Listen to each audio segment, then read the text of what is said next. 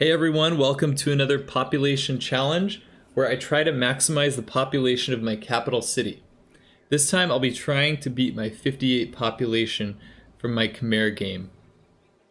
Like my production challenge, I'm using a custom map specifically designed to maximize the result. I'm playing as Byzantium here because of their Hippodrome entertainment complex, which is half the cost of a normal entertainment complex for 3 times the amenities. We have 3 concerns: food, housing, and amenities. Food will come primarily from trade routes. It's a huge map, so there should be plenty of room to expand. Housing will come mostly from neighborhoods. At -5 amenities, growth stops completely. Entertainment complex regional buildings no longer stack, so we'll need to focus on getting the most amenities as efficiently as possible. My land has every resource and room for a crazy Temple of Artemis. It's definitely not a normal game. Hope you enjoy. We have an incredible start, so I'm going to go ahead and settle in place. Here's where we'll put Temple of Artemis. So I'm going to want to boost archery. So I'm going to open up with a slinger. As you can see, I was generous with the resources. So we're not going to want to settle over here. What we want to do is settle out this way and then let our borders eventually grow out to these tiles. If another city improved these tiles, then the amenities would go to them, but we want all of the amenities going to the capital. Next, we'll go right into a settler. Clearing out the barbarians. This will be our basic setup here in the capital. So we have the Hippodrome, that will give us a lot of amenities. We'll get quite a few amenities from our holy site and our religion. Great Bath provides 1 amenity and 3 housing, just like the dam. There's a scientist that will give us amenities for our campus. And then we'll have an amenity from our commercial hub with Muscat, the city-state. Later on, we'll settle these 2 cities after these districts have already been placed. Our settler is ready, so let's go settle up here, 6 tiles out. I'll get right into another settler. Settling our 2nd city. Settling our 3rd city. And we have a lot of barbarians coming in here, so I've got to figure out how to handle this. He hit me. I'm going to knock him out. There we go. Boosted archery. And then we have the promotion, and we'll be fine. First governor, we'll take Pingala in Constantinople. We got our Pantheon, so we'll take River Goddess for the 2 amenities and 2 housing if a holy site is adjacent to a river. Let's see if we get the Great Bath. Yes, okay, cool. At the end of the game, we might be glad that we had that 1 extra amenity. We'll see. Thus, Indian-like, religious in mine error, I adore the sun that looks upon his worshipper, but knows of him no more. Awesome. We just finished our holy site, so we'll go right into a shrine. Second governor promotion, we'll take culture. New era. We have a normal age. And we got our tier 1 government. So we'll take classical republic. Playing the settler card right now. And working on settlers in the 3 secondary cities. Working on Artemis now. We just had a mega colossal eruption. We're on disaster intensity 0, so that's interesting. But nice tiles. Temple of Artemis coming up. When I saw the house of yes. Artemis mounted to the clouds, those other marvels lost their brilliancy. And I said, lo, apart from Olympus, the sun never looked on aught so grand.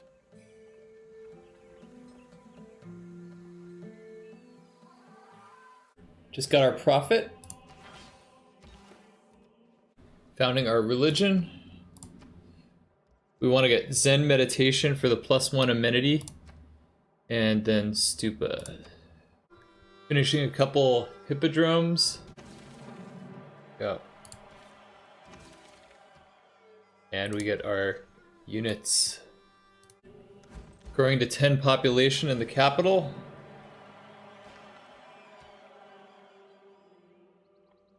Settling our 6th city, 6 tiles out from this one. We just met Brussels, so they give 15% toward wonders. Just became suzerain of Brussels, and it looks like we met Grand Columbia. Magnus has established, so we'll chop out the Colosseum. While the Colosseum stands, Rome shall stand. When the Colosseum falls, Rome shall fall. When Rome falls, the world shall fall.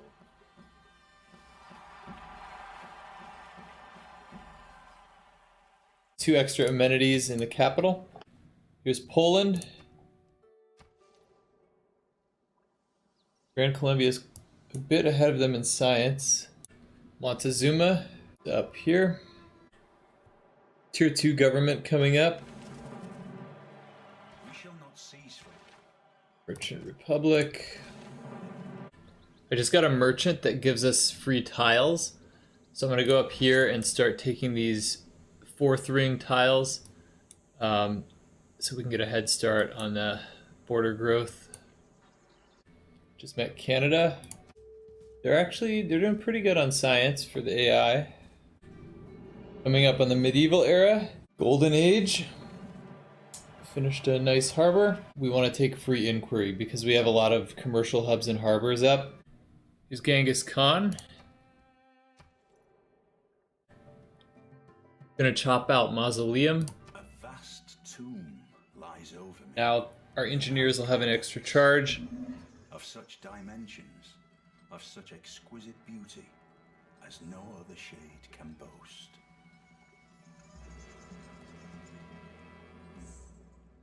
20 population next turn. What can be labeled improvement makes And civil engineering. Also just became suzerain of Mohenjo-Daro.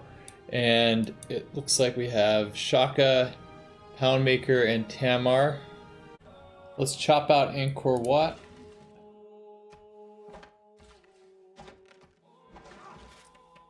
the temple is surrounded by a moat, and access is by a Plus 1 single population in all cities. by 2 stone tigers so grand and fearsome as to strike terror into the visitor.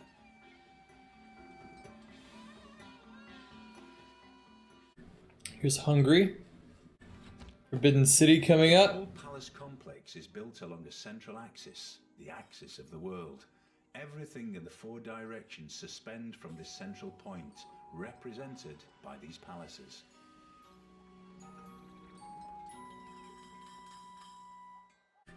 We got Imhotep, who specializes in ancient and classical wonders, and we have Colossus, so I think this will finish it in like 1 turn. A Yes. road was set up a colossus of 70 cubits We high, still have 2 charges of representing the Imhotep. sun. The artist expended as much bronze in it as seemed likely to create a dearth in the mines. Evangelizing my religion now. I think I'm gonna go with World Church, the extra culture. Scythia. It's one of the most Here's Kilwa. cities in the world. So I think we'll have a 15% empire-wide boost, probably to production for districts and buildings and wonders, and then to gold as well, because we'll focus on those city-states. We got urbanization too, that's big. So now we can start doing neighborhoods. Our scientist is coming up. This is earlier than I remembered. I almost missed him. I'm glad I checked this. Kree is about to get it, but we saved up enough gold to buy him, so we're gonna go ahead and do that right now. After him, we don't really need any more scientists. So with this scientist, our campus will give us 1 amenity. Potala Palace coming, here we are. Onto the rooftop of the Potala Palace, And then we also got our first neighborhood, which is breathtaking. as if I was stepping onto the rooftop of my being, onto some dimension of consciousness that I'd never visited before.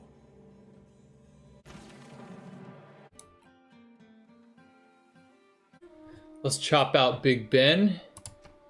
Don't watch the big clock. Do what it does. Keep going. So now we get the extra policy slot.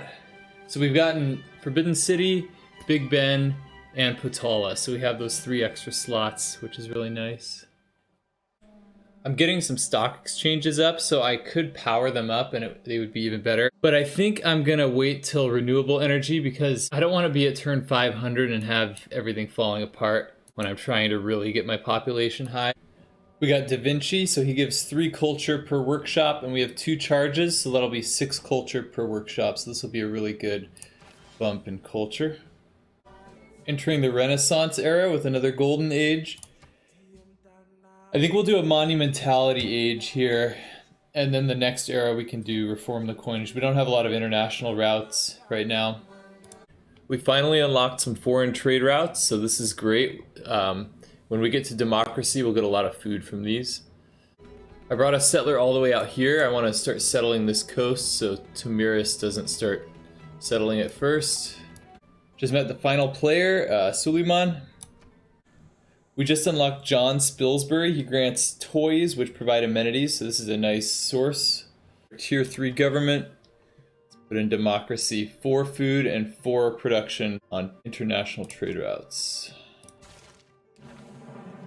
We only have a handful of international trade routes right now because we don't have enough range yet, but you can see the yields there. This is perfect. We just got Gustav Eiffel, and we'll have him work on the Eiffel Tower. We just unlocked professional sports, so now we can get a stadium and then estadio, and that will give us 2 amenities in every city. Eiffel finishing his tower. I ought to be jealous of the tower. She is more famous than I am. That's +2 appeal on every tile in our empire. There are engineers at the end that give a lot of appeal. We probably wouldn't even need this, but I view it as like an insurance policy. Bought a bunch of settlers in these cities to go settle this here. Estadio coming up here.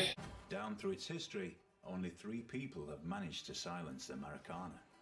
The Pope, Frank Sinatra, and me. 2 amenities every city.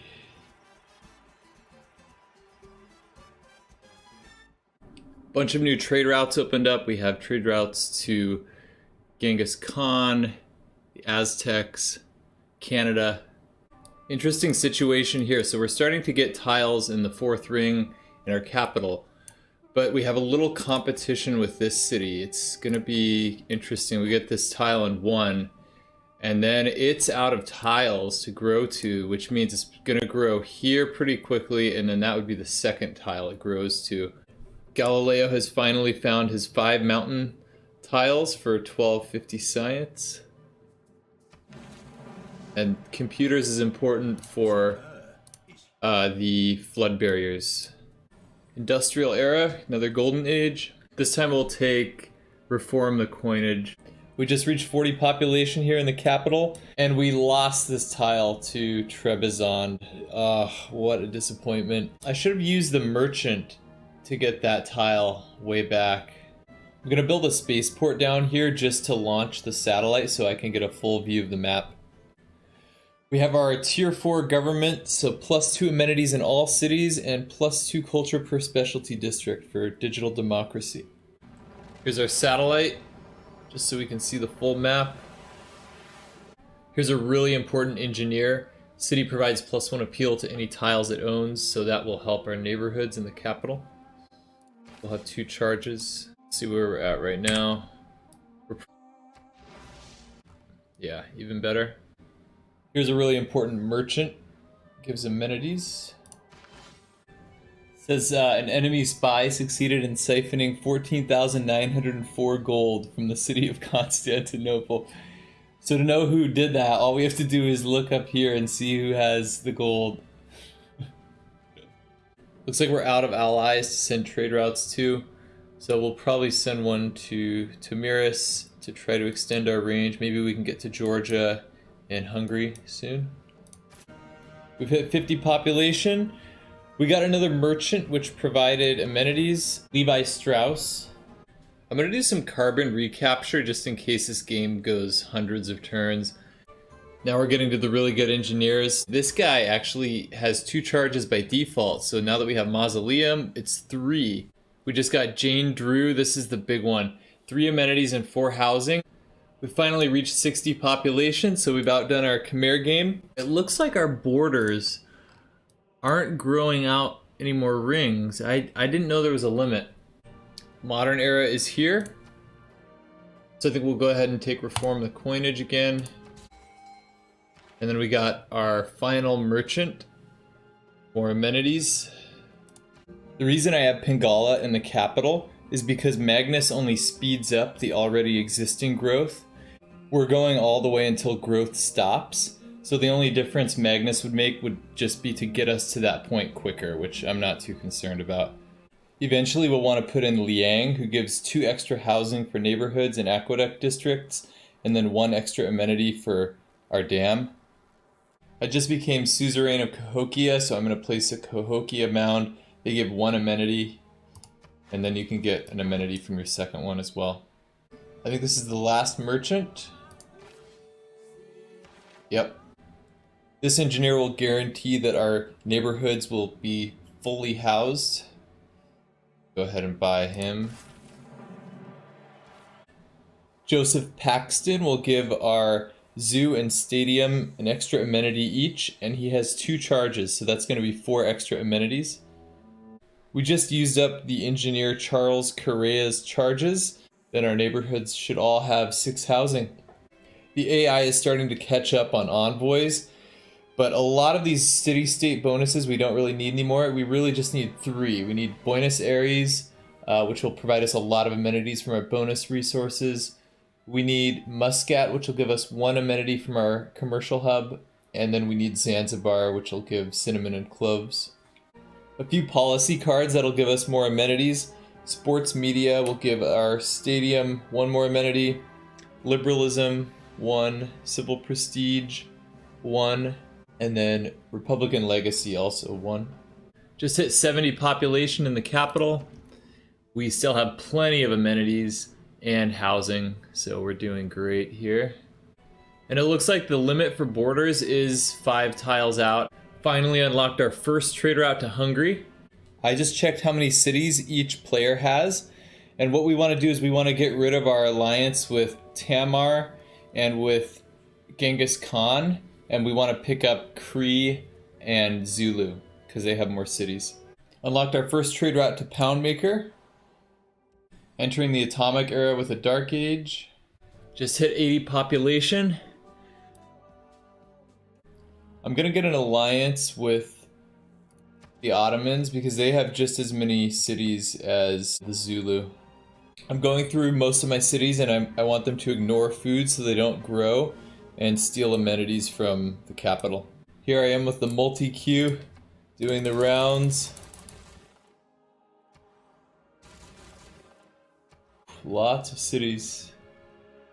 Just settled Albuquerque, Byzantium. I think it does start over alphabetically at America when it runs out of names. Finally, a religious alliance with Poundmaker. I've been checking the screen every turn. Finally popped up. I voted to ban coal so we don't run into an apocalypse scenario at the end. Finally unlocked a trade route to the Ottomans. Entered the Information Era with another Dark Age. 90 population. Last batch of settlers coming up to get me to about 80 trade routes. Apparently we made it all the way to Egypt city names. Finally in the Future Era with another Dark Age. I guess it's going to be a perpetual Dark Age now. Some of my border cities are starting to rebel, so I put in governors over here. It looks like Scythia is the only one with the Golden Age, so I think only these cities we'll have to worry about. We've reached 100 population, still plus 15 amenities, still plenty of tiles for housing, growing every 4 turns. I don't know what's going on in my city here, but that is strange. I've never seen that before. We've hit 110 population, starting to get the neighborhoods up. We've hit 120 population in our capital. We're down to plus 6 amenities, so I'm going to put in Liang. So now it's goodbye Pingala. He was giving us 1 culture and 1 science per citizen. Meteor shower. Way down in the snow. Let's take a look at the climate here. So we're still on level 0. We haven't had any climate change yet. And you can see Liang gave us like 30 extra housing almost. And then we're adding city parks here, so we're getting amenities. And it looks like Poland has been completely absorbed by Grand Columbia. Tamar just had a nuclear emergency passed against her. So it looks like there's quite a bit of action going on. I think our surplus food has peaked pretty much. We're at 594 surplus, and it's starting to go down a little bit. I just noticed that Chinguetti is about to get captured, so I'm gonna take it now and become suzerain because I want to do something cool. Yeah, so 15,000 faith. We just jumped up a ton. 14,740 faith in the capital because Chinguetti gives +1 faith to trade routes for every follower of a religion in your city. We have 128 followers, 128, 129 per trade route for 92 trade routes. We finally reached 140 population. Our amenities are starting to take a hit. Now we're just pulling amenities from other places. Starting to have trouble maintaining my city-states. My envoys are decreasing pretty quickly. One thing I'm actually surprised about in this game is the availability of trade routes to my allies. I was worried about this in my production challenge, and I went with communism for domestic trade routes, but I really wish I had done democracy. Some of my outer cities are starting to rebel, so I need to shuffle governors around. Finally reached 150 population. I think I'm going to stop it here, because if I don't, then I'm not going to finish the video this weekend. Turns are taking about 40 seconds to load, and we're up to turn 655, so it's pretty grueling. We didn't quite reach 200, but we got to 150, so I'm pretty happy with that. And we're still actually growing. We've slowed down a bit, but still growing. Let's take a look at our city. Temple of Artemis gave 23 amenities. Colosseum gave 2. Stadio also gave 2. Great Bath gave 1. Our Hippodrome complex gave 9 amenities total. Our Holy Site complex and religion gave 4 amenities total. We got 13 amenities from engineers, 6 from improvements, 4 from government, and 8 from other sources. Food primarily came from 92 trade routes, and our trade route capacity mainly came from 86 cities. Housing mainly came from 13 neighborhoods.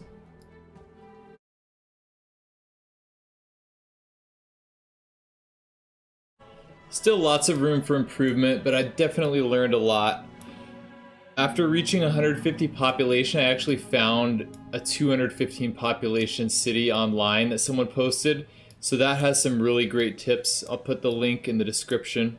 We should have left all 5 rings open for improvements around the city, including on this side for city parks and ski resorts and Cahokia Mounds. We neglected national parks. National parks give 2 amenities each. We could have squeezed in a few on the outer rings. And then they also stack, so you can put them in the outer cities, and the amenities will go to the nearest 4 cities. We could have built 2 dams for 4 amenities with Liang. We could have built a water park in a nearby city that could stack with the Hippodrome. And then we could have saved our envoys for the very end when we really need the amenities from Buenos Aires. For sanity purposes, we probably could have played online speed on a standard map instead of a huge map. Comment below if you have any more ideas for improvement. I'll probably try for 200 again someday, but I think it'll be more of a long-term project. It'd be really fun if World Builder becomes compatible with secret societies. The Owls of Minerva would allow us to double up on trade routes like originally in the base game. Another fun game, and more to come. Thanks for watching.